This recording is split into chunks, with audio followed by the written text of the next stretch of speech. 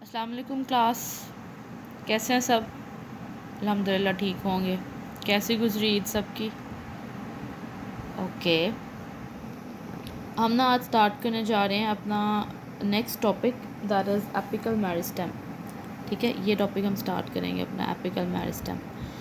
तो इसमें ना हम पढ़ेंगे डिलिमिटेशंस, ठीक है, different growth zones, evolution of concept of apical organisation.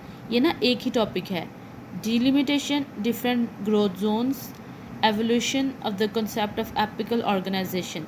ये एक टॉपिक है। इसमें हमने ना जो डिफरेंट थ्योरीज है ना ऑर्गेनाइजेशन की, evolution of concept of apical organisation, apical organisation की जो एवोल्यूशन हुई है उसके जो कंसेप्ट्स हैं या उसकी जो डिफरेंट थ्योरीज़ हैं हम वो स्टडी करेंगे। ठीक है, उन थ्योरीज़ के अंदर डिफरेंट ग्रोथ जोन्स को पढ़ेंगे और उन थ्योरीज़ की डिलिमिटेशंस को पढ़ेंगे। क्लियर? ये नहीं है कि डिलिमिटेशन कोई अलग चीज़ है, ये कोई अलग चीज़ है, नहीं। जो हम थ्योरीज़ पढ़ेंगे ना 5 से 7 थ्योरीज़ हैं, उन 5 से 7 थ्योरीज़ की हमने क्या पढ़नी है कि उनमें क्या एवोल्यूशन दिखाई हुई है, ठीक है, और उसके अंदर ग्रोथ जोन्स कौन कौन से उसके, ठीक है, और डिलिमिटेशंस क्या हैं, उन थ्योरीज़ की डिलिमिटेशंस क्या हैं, उन थ्योरीज़ के अंदर जो ग्रोथ जोन्स हैं वो क्या हैं, और जो कंसेप्ट है उसका वो क्या है। क्लियर हो गया? एवोल्यूशन क्या हुई है, ये एक ही टॉपिक है। उसके बाद हम शूट और रूट के एपिसिस को स्टडी करेंगे। क्लियर? इतनी बात समझ में आ गई ना कि ये जो हम टॉपिक स्टडी करेंगे ना एपिकल मेरिस्टेम, ये जो इसमें delimitation, different growth zones, evolution of concept of apical organisation, ये एक टॉपिक है। इसके अंदर हम डिफरेंट थ्योरीज़ को स्टडी करेंगे, डिफरेंट कंसेप्ट को स्टडी करेंगे। किस चीज़ के कंसेप्ट को? एपिकल ऑर्गेनाइजेशन की जो एवोल्यूशन हुई है उसके कंसेप्ट को हम स्टडी करेंगे। 5 से 7 थ्योरीज़ हैं, उन 5 से 7 थ्योरीज़ के अंदर हम उनका कंसेप्ट देखेंगे, एवोल्यूशन देखेंगे, उनके डिफरेंट ग्रोथ जोन्स देखेंगे, और जो डिलिमिटेशंस हैं उनकी वो देखेंगे। क्लियर?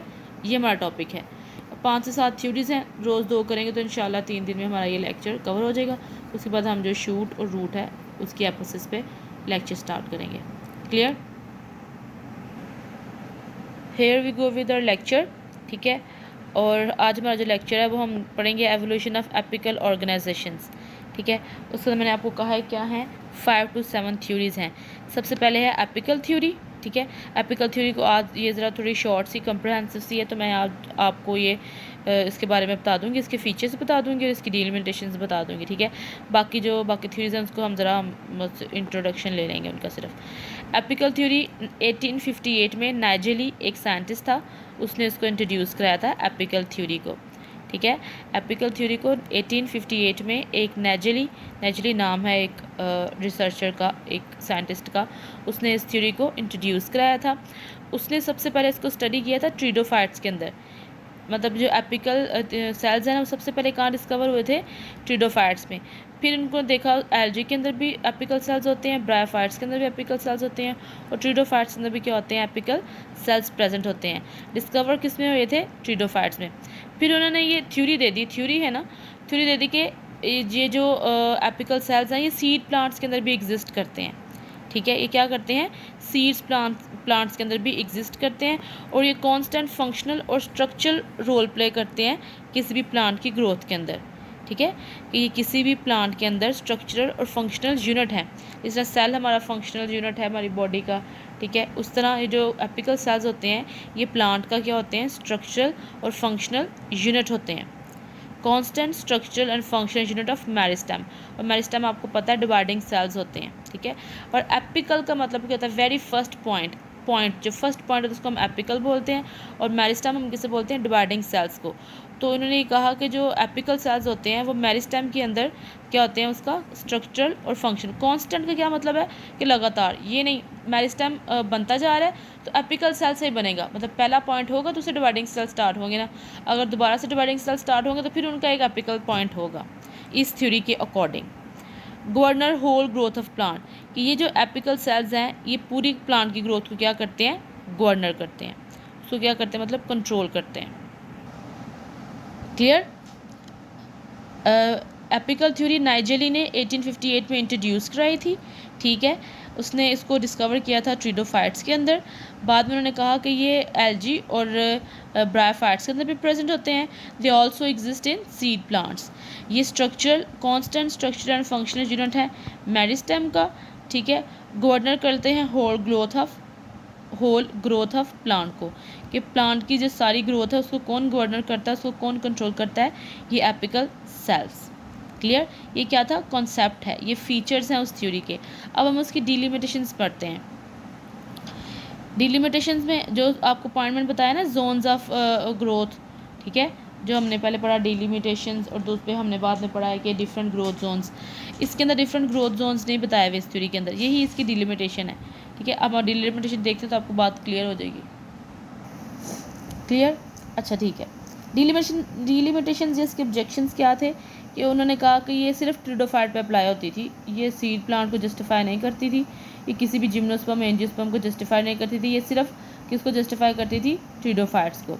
उसके बाद independent origin of different part. अब देखें, जो डिफरेंट जोन्स की बात कर रहे हैं ना हम, डिफरेंट ग्रोथ जोन्स होते हैं, ठीक है। हम क्या बात करें कि एपिडर्मिस कहीं और पॉइंट से निकलता है, कॉर्टेक्स किसी और पॉइंट से निकलता है, ये डिफरेंट ग्रोथ जोन्स हैं। लेकिन इसके अंदर क्या है कि जो एपिकल सेल है ना, यही इसी से सारी चीज़ें निकलती हैं। लेकिन इसकी डिलिमिटेशन क्या है कि independent origin of different part, के हर डिफरेंट पार्ट का, स्टेम का, रूट का, शूट का अपना इंडिपेंडेंट ओरिजिन है।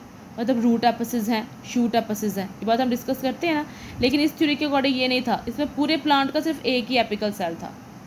क्लियर, हम कह रहे हैं कि हम इसमें ग्रोथ जोन्स नहीं बता सकते, क्योंकि ये इसका ड्रॉबैक है, सबसे बड़ा इसका ऑब्जेक्शन है, सबसे बड़ी इसकी डिलिमिटेशन है। किसने कहा था कि पूरे प्लांट का सिर्फ एक एपिकल सेल होता है, लेकिन ऐसा नहीं होता, जबकि सारे डिफरेंट प्लांट के इंडिपेंडेंट ओरिजिन होता है। रूट का अपना एपिक्स होता है, लीफ का अपना एपेक्स होता है, और रूट का अपना एपेक्स होता है। Clear, okay.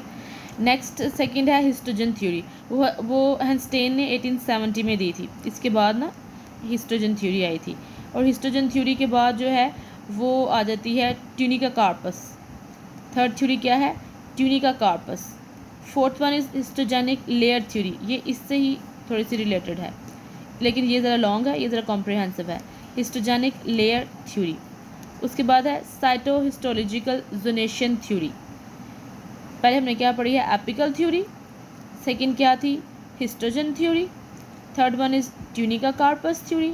Fourth one is histogenic layer theory.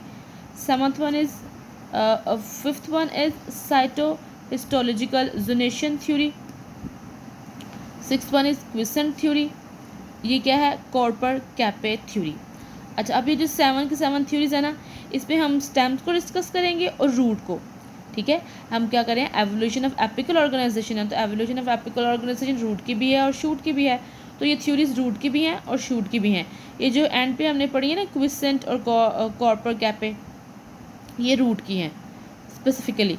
बाकी जो हिस्टोजन रूट की भी है, स्टेम की भी है, एपिकल रूट की भी है और स्टेम की भी है। क्लियर, ये सारी थ्योरीज जो हैं हम ना इसको इंशाल्लाह, जो आज हमने एपिकल थ्योरी पढ़ी है, बाकी जो हम थ्योरी हम नेक्स्ट लेक्चर में उसको ब्रीफली कॉम्प्रहेंसिवली डिस्कस कर लेंगे। Clear, okay, thank you.